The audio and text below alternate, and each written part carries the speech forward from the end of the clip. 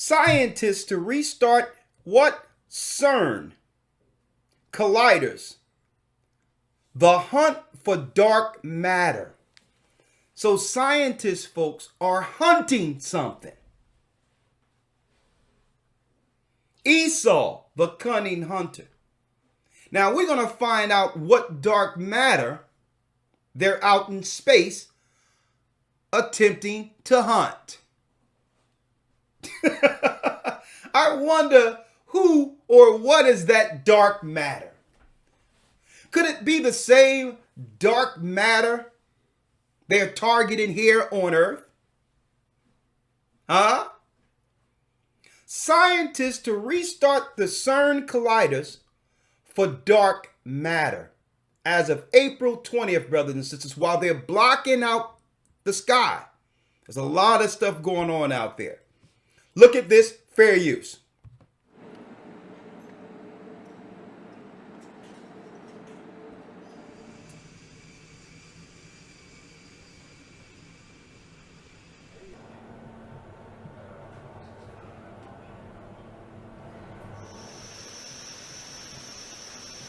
What are they doing?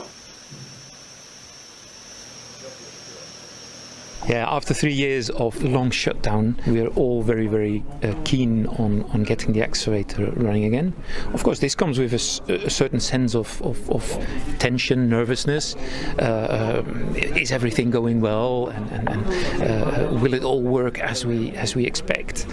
There are always risks when you warm up and cool down a machine from room temperature down to minus 270 degrees, because materials shrink, etc., etc. Did all this go right?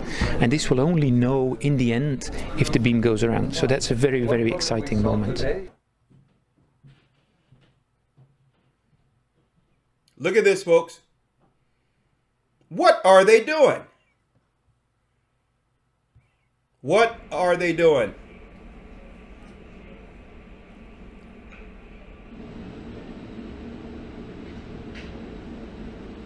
What are they preparing for, If you look to the sky in the evening, you see this 5% of what's out there, and the other 95% you don't see. And this is for us what we call the black matter. And we hope to be able to discover hints of the existence and how to look for it, also with the LHC.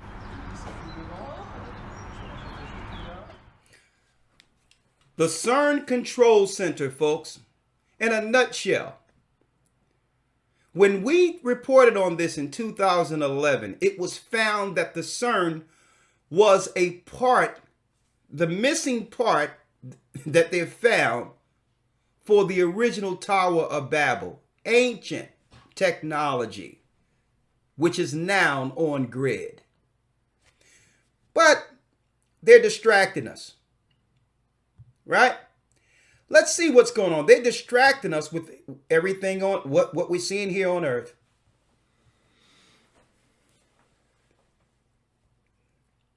They're concealing the stars while working to go out into them. More fair use.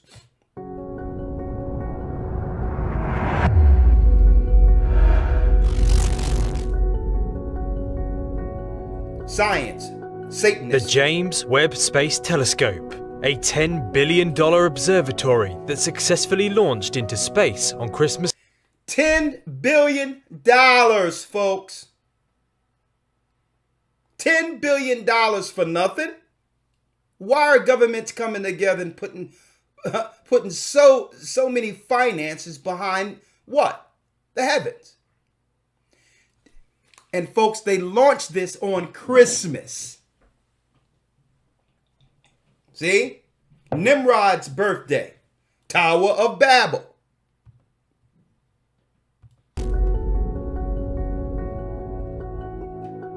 The James Webb Space Telescope, a $10 billion observatory that successfully launched into space on Christmas Day last year.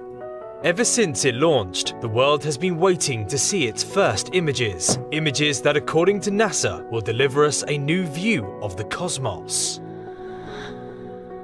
Although we still have to wait a few months until we start to see these unprecedented views, recently NASA released Webb's first in-focus image of a single bright star, captured as part of a mirror alignment process. A bright star. But in the background of this image, if you look carefully, you will see something even more interesting. A taster, if you like, of what this extraordinary telescope is capable of.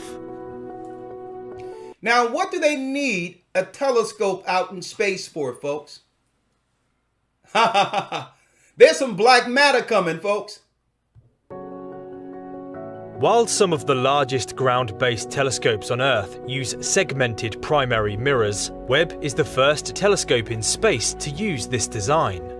The 21-foot or 6.5-meter gold-covered mirror was far too big to fit inside of a rocket fairing, however, and so it had to be folded up for launch. After Webb successfully made it into space, the 18 hexagonal beryllium mirror segments that make up the primary mirror then unfolded. But for the telescope to work properly, all of these segments have to be aligned with extraordinary precision. Aligning each segment into one smooth reflecting surface was one of the most important tasks the Webb control team had to tackle since the telescope launched.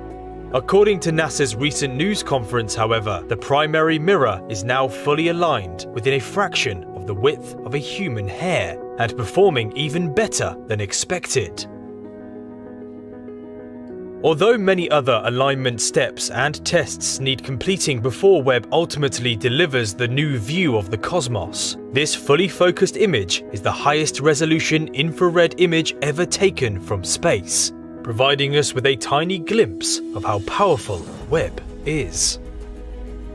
The star at the center is called 2MASS J17554042 plus 6551277, and although it is the brightest thing in the image, emanating streams of light across the universe, it is nothing particularly special. It is just a generic, anonymous star with the right level of brightness used to make sure that the mirror alignment is precise enough. Oh, could this be an artificial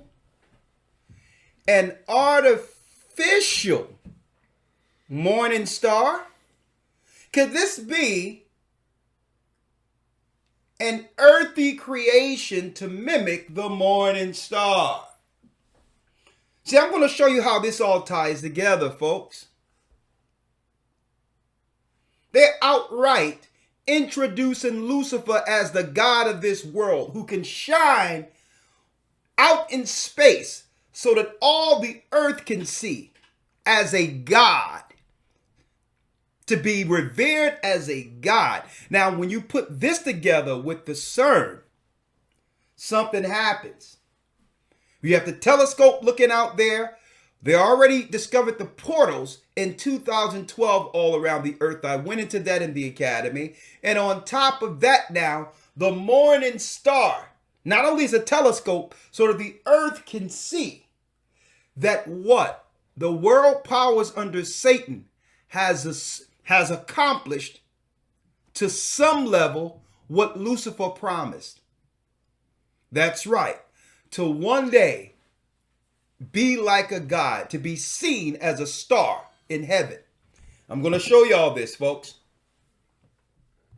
A test star, if you like. A what? It's what A what? A what? the mirror alignment is precise enough. A test star, if you like. A test star, if you like. Man, when I seen this video just came out a month ago, folks. I was like, whoa. They're bold with this.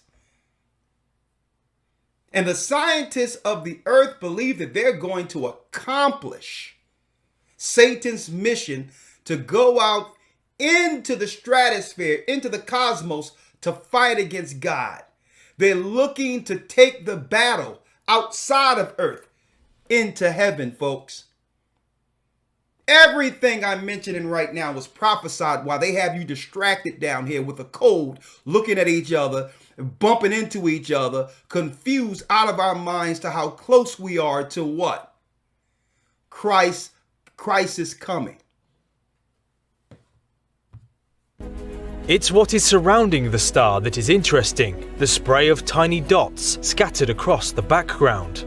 Because these specks are distant galaxies billions of light years away that have never been observed before. These mysterious distant galaxies make this crystal clear image a so-called deep field image, which is an image that has captured the most distant objects in the universe. The Hubble Space Telescope requires days, sometimes weeks, to obtain some of its most famous deep fields, such as this one, whereas Webb will be able to accomplish the same results in just hours. The James Webb Space Telescope is designed to be 100 times more sensitive than Hubble, but the two observatories do not image in the same wavelengths. Hubble is an expert in mainly visible and ultraviolet radiation, while Webb operates in the realms of infrared. It's important to remember, however, that this is only a test image. The glorious vistas, such as those captured by Hubble over the last 30 years or so, will come later, once the observatory is fully operational. But even though it is a test, it does represent the beginning of what we will soon be observing. The James Webb Space Telescope will allow us to peer back in time and capture the first galaxies that formed only a few 100 million. Do you see what they're trying to do? This is a perfect segue into the creation of the universe, folks, and the portals of God that we're going to be going into. I'm going to tell you this right now. That's right, folks. They're looking to warp space and time with their machines to be able to go back in time. Listen. But even though it is a test, it does represent the beginning of what we will soon be observing. The James Webb Space Telescope will allow us to peer back in time and capture the first galaxies that formed only a few 100 million years after the Big Bang. Now let me go back to that ladder, that arrow, the arrow there. 100 million years after the Big Bang. Let's go back to that arrow. Hey folks, you see where it says the Big Bang at? The Big Bang is whom the world deems to be God. That's the Big Bang. The Big Bang is when there was a war in the beginning that led to spirits being moved, beings being moved from the sides of the north into this realm. That's right.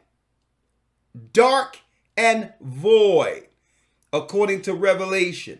According to Genesis, the first chapter, where it was talking about the void and the darkness. The Big Bang is code for God because what? Every action, there's a reaction. You cannot have a Big Bang without someone creating it or something creating it. They're talking about getting back to God. The first galaxies that formed only a few 100 million years after the Big Bang. Hold up, I gotta go right into this. I'm going right into it. Let me move this out of the way here. They're setting their nest amongst the stars. They have the whole earth distracted, under sin, and it's to a point where what? There's no resistance on earth against anything they assume at this point. They're in bold. Let me tell you, the scientists are emboldened in their initiatives now. There's no resistance on earth because there's not too many people out there who actually believe the record anymore, the Bible. But does the Bible gives us the understanding of the so-called science you and I today on this Sabbath just viewed? Folks, we as a church been keeping our eyes on this for a long time. You can't be talking about the Most High and Christ and the coming of Christ and not understand how things will unfold on earth and the prophecies of what the world powers would be doing on earth that would lead to what? The battle of Armageddon. I'm going into it right now, folks. Here it is. Setting their nest amongst the stars, and they're doing this right up under our noses. I don't know. You talk to your family members and all that. They, on one level, they just talking about Biden, this, that, and the other, Trump, what's going on with the Ukraine. And guess what? The world powers are laughing at all of the people. They're laughing at you. They're handling their business. Their business is to serve their God and to do what? Set their nest amongst the stars, knowing that time has run out. Time has run out. And we're operating as if it hasn't.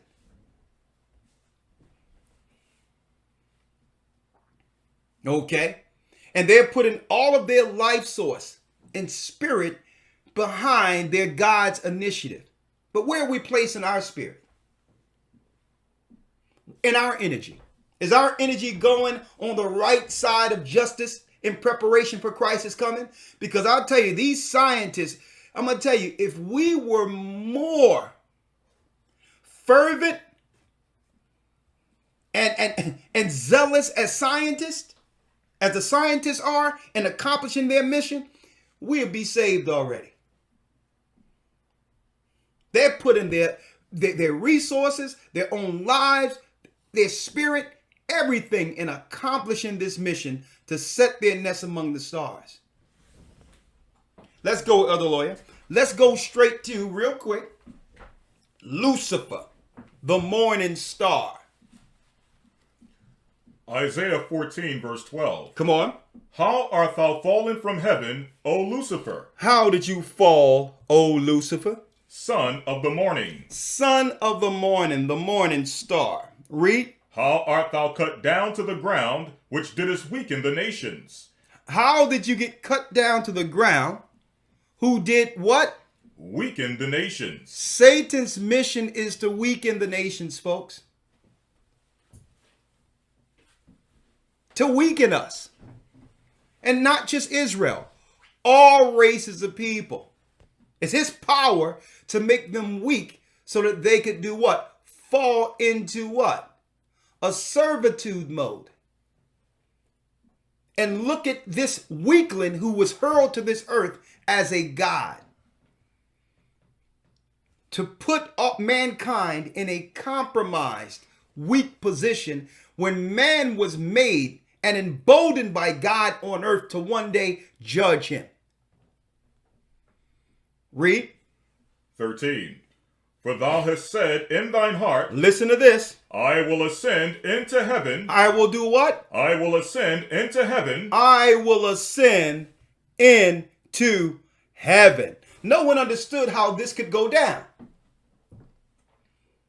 No one understood the science that would be behind this particular prophecy. The materials in earth that would need to be used with people born in the earth, severed from other people to help him accomplish this. Literally. This is not metaphorical. This is literal. Read that last piece again, of the lawyer. I will ascend into heaven. I will exalt my throne above the stars of God. I will sit also upon the mount of the congregation in the sides of the north. The congregation in the sides of the north are who? Are what? The heavenly hosts. The heavenly hosts. And this is why when they put this telescope in the sky, NASA and others in the world powers who are waiting for this, said they were able to look into what? Look into the cosmos and see stars that the Hubble telescope could not see within 2 hours. Okay? The congregation of God are angels. I will do what? Verse 13. For thou hast said in thine heart, I will ascend into heaven. I will ascend into heaven. That's over the firmament. Read. I will exalt my throne above the stars of God. Come on. I will sit also upon the mount of the congregation in the sides of the north. Read. I will ascend above the heights of the clouds. I will be above the clouds in earth. The clouds are before the firmament, which is the what? The circumference or the sphere around earth, the firmament. Okay? Which separates what? The life in earth from the life outside of it. He said he would go above the clouds. Read. I will be like the Most High. I will be like the Most High. I will be like the Most High. Now, we all know how this ends. Even the fallen God the world powers worship understands what will come of this satanic plan. And we're going to talk about that today. We're going to keep it there real quick. Why are they going out there, folks? Why? Why are they out in space? Elder Lawyer, let's go to Jeremiah 31 and 31 real quick. Why are you out there? Get the precepts, Jeremiah 31 and 31. Jeremiah 31, verse 31. Come on. Behold, the days come, saith the Lord, that I will make a new covenant with the house of Israel and with the house of Judah. What do Israelites have to do with this? Now, there was an old covenant under Moses, right? But it tells us in the prophecies, the prophets, that he would make a new agreement with those same people. Listen. 32. Not according to the covenant that I made with their fathers in the day that I took them by the hand to bring them out of the land of Egypt. I'm going to make a new agreement with the Israelites. And see, the powers that be, the scientists, understands this. Folks, listen to me clearly, folks. This is all about a battle for power. Who will rule this realm? The same realm Esau currently rules. You notice how they said, he showed how they need to put this technology out in space so that they can look back in time and get back to the original spirit that created everything, that caused the Big Bang. They feel that they have the technology through CERN and other technology to get right back to the beginning, to circumvent time, to do what? To change what happened in the beginning, folks. To change what happened. This is how insane this sounds. They have the technology and they believe they can accomplish this. That they can get, because the Most High is the great I am that I am. Time, he's out of time and space. He created that. So they need to get to the point of him in the beginning and try to manipulate time to get to him, to reverse time. The Bible.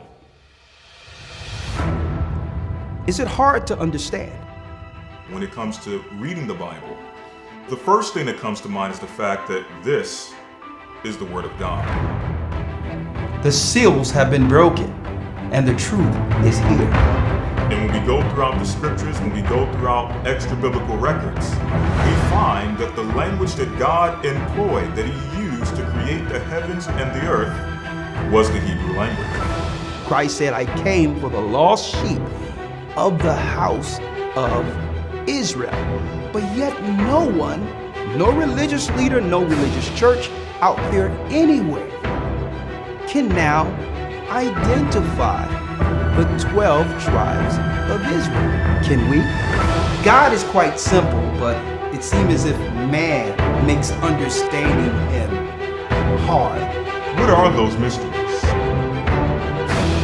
The truth of your book. And the truth will make you free. The Hebrew and Bible Academy, you're invited.